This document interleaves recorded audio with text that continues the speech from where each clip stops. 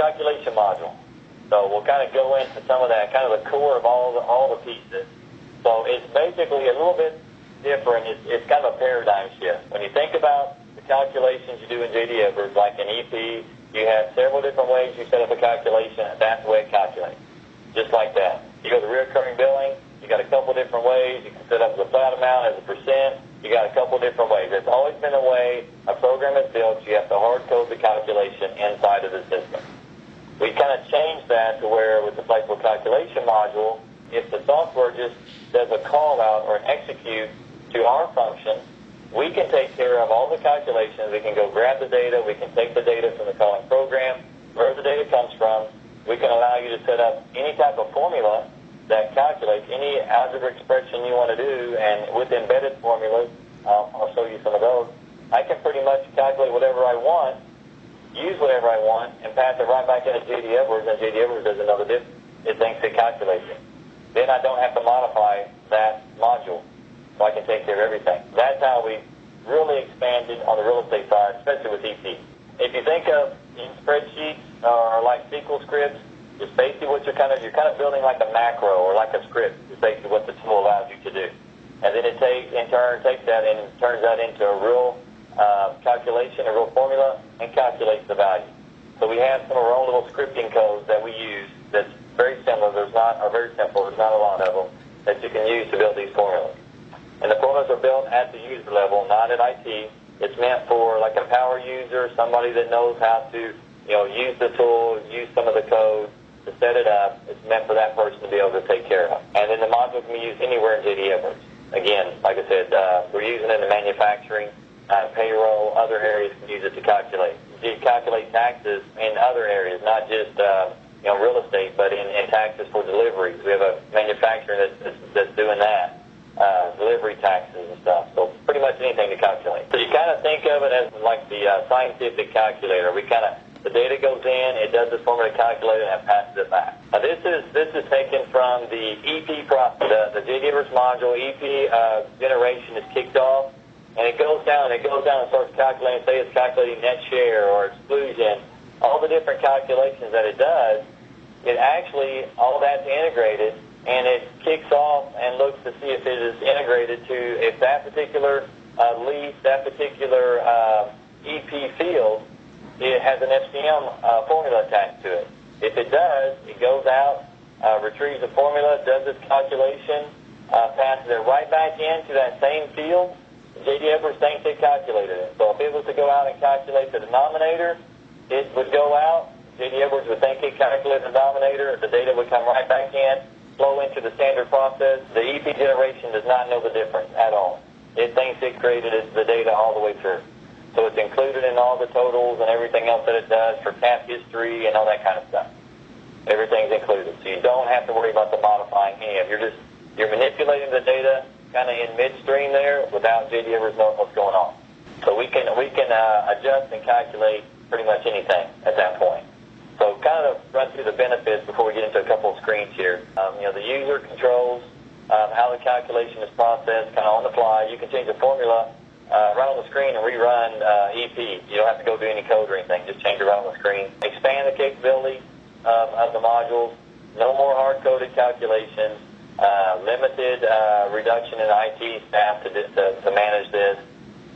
Kind of the standard sales pitch stuff here that we go through. But unlimited calculations. It's a very small footprint in the process. So I'll show you some of those, but very, very small footprint when it goes into the system. This kind of gets into some of the function, which is it has its own scripting codes that we call add variables that you use to build formulas. You can actually put if statements inside of a formula. So you can do if then else, and we have several of those that customers use. That well, one of them is they have a calculation based on generation type. So if I'm running a generation 2, I want you to use this value and calculate.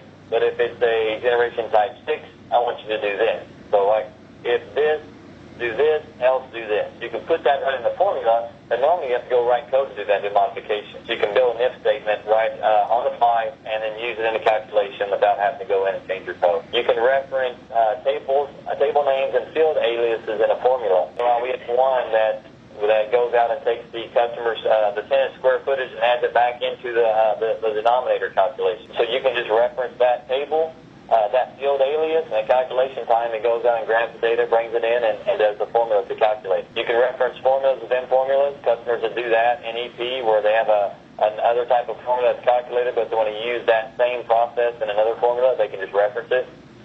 You can actually attach a UVE to a formula. It will execute the UVE as part of the calculation process. That may go out and retrieve other data or some type of an update or something. You can kick off the UVE to go do the calculation. You can stack the formulas together.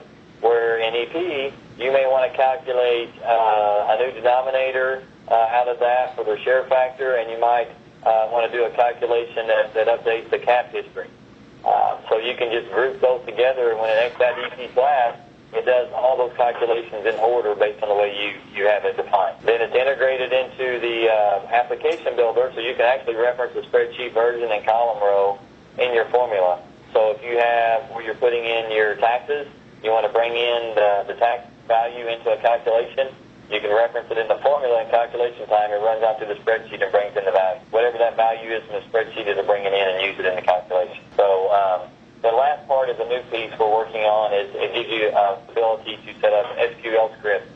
It's outside of JD Edwards, the only piece that we're looking at that you can set those up, and it does basically the same thing as running a UVE, but it allows you to set up a SQL script to do that instead of writing a UVE. So if you know SQL, you would be able to set that up to go retrieve data or do something else that you want to use the result in your formula. Here's kind of what the screen looks like, and here's one of our formulas too. You can kind of see on the left side is a bunch of different formulas and calculations that we can pull in and use. They have different product codes and descriptions. As you click on the left, you see the details on the right. You kind of focus right there in the center where it says formula. That's kind of what an if statement with a formula looks like.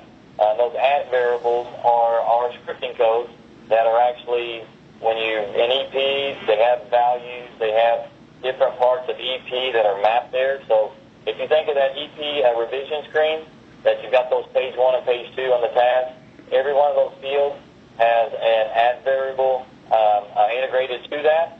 So when I come here, add value C could be the net share value. You know when you're setting up your formula, whatever the net share value is being passed in, it's going to go into that spot. And you can do your different if statements.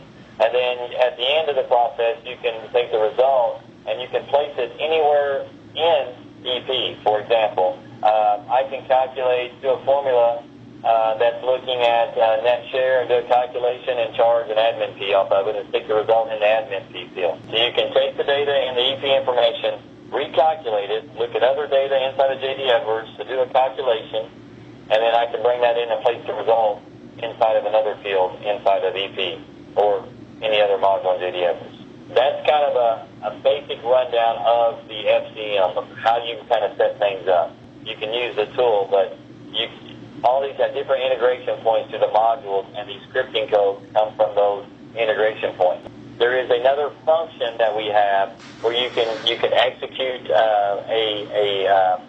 like a business function that you can define code in that puts it basically back into anywhere else in JD Edwards, and then it uses a tool set. So if the DD item is tied to a UDC, it does its normal validation. If it's address book, it does the normal validation just like the rest of the tools do, because you're using the tool set to do that. All the built-in features would be there for like address book, your next numbers, that type of thing. Yeah, and like I said, you can use the other function to put data back in somewhere else, and then that you have to have a little IT there. You can add code into that. We give you this, and you can just add some code into it that does this special process. And then there you can do whatever you want to do in there. You can do validation. Again, it's part of whatever the tool set does at that point. It follows the JD Edwards tool set. As part of and I've got a screenshot on one of the examples I'll show you, but kind of behind the scenes in the integration point of how this is integrated into those modules, there are the variables that are master business function that kind of sits behind the scenes as other JD Edwards modules does. It reads that information from the generation program. It's mapped to it, so it knows the lease version, the billing control ID, EP class, all that stuff, that data is available to that business function. So that business function has all of the information it needs about the lease being processed. And we have that data available to us in the FCM to build formulas off of all that data that's available. I'll show you one of the screens. There is on the, when you set up your EP information screen, there's a couple additional fields that we added that you basically, at the top, you see this formula code at the top. That's basically the name of your formula. And so that is what you attach to your EP class on the EP information. And then you enter that information in, and then when it goes and calculates that EP class, it says, oh, I've got CPI attached to it. I'm going to do some type of a CPI increase calculation. So when it hits the calculation information inside of EP, it says I got an FCM formula attached to it. Let me go out and let it calculate. Kicks it out, we calculate it, pass the data back in, and then it flows on through. Yeah, the notes on the bottom left are kind of unlimited notes where you can put in about the formula itself. So a lot of times, what does that value see? What am I doing here? You can actually just type in multiple lines of notes to kind of refresh your memory or define what this calculation of this formula is supposed to do out there. So a way to keep up with that. And then there's other pieces for category codes and other things you can use. You can use the category codes and formulas. We use one in the client that uses category code 1 as part of their if statement. It's something that says if it's a certain type of account, we're going to do this calculation. So they just add it there as a category code and use it inside the formula to do part of their if statement. Really, all your calculations now are all basically taken care of through this. You can do through this. So there's no calculation we can't go through. And I'll go through some of these examples real quick, but I'll go through some of those EP scenarios so you can kind of see how this actually plugs into that module. Hopefully kind of connect the dots there as we go through.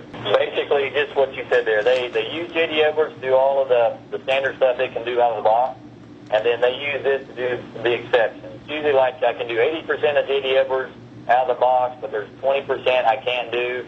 We take care of the 20% with this tool. So that's like on we have some that does like some group caps. Well, you can do your caps in J.D. Edwards, but if you're trying to do a group cap, it doesn't necessarily do it the way that you want to group things together and have all the other EP classes use that same group and calculate one. We actually use the tool to do that. So you set up J.D. Edwards as normal, and then you just attach a formula to it, and it functions this group EP cap. You can take it as far as you can in J.D. Edwards and use the tool to do the last pieces that you just can't do. Okay?